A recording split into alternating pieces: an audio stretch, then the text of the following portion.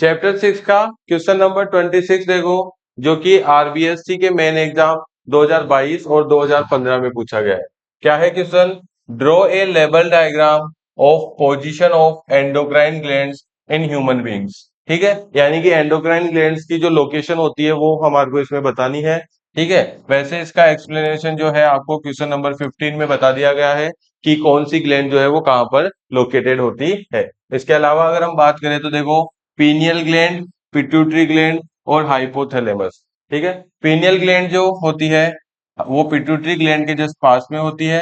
ठीक है, और हाइपोथैलेमस भी जो होता है वो तीनों, ये तीनों कहाँ पे होते हैं? हिंड ब्रेन में। ठीक है, तीनों जो ग्लैंड्स होती है वो कहाँ पे होते हैं? हिंड ब्रेन में होते हैं। ठीक है, दो डायग्राम इसलिए भाई, ए जो है वो मेल है और बी जो है वो फीमेल का डायग्राम है।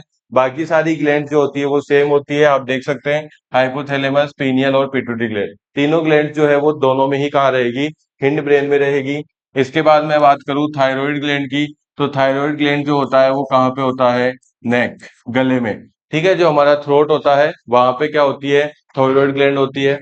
इसके बाद में अगर बात करें पैराथायराइड ग्लैंड, तो देखो नाम से ही पता लग रहा है, पैराथायराइड का मतलब हो गया थायराइड के जस्ट पास में। ठीक है, थायराइड के जस्ट पास में, यानी कि नेक में ही क्या रहेगी? इसकी लोकेशन रहेगी।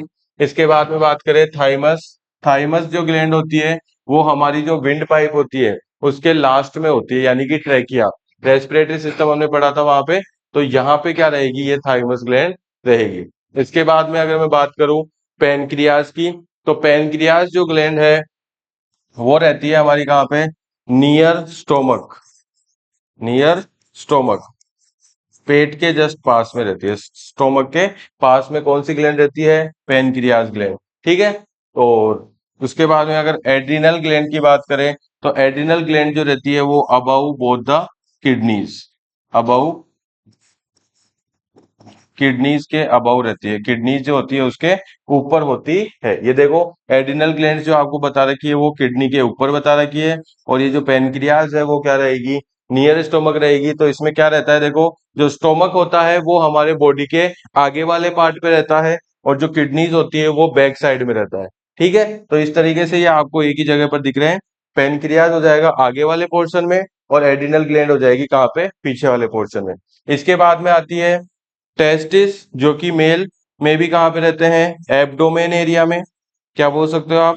Abdomen area. ठीक है, और फीमेल्स में रहती है ओवरीज, जो कि कहाँ पे? एब्डोमेन एरिया में पाई जाती है। इस तरह से आप सारी ग्लैंड्स की जो है वो लोकेशन इस डायग्राम में आराम से क्या कर सकते हैं? लोकेट कर सकते हैं।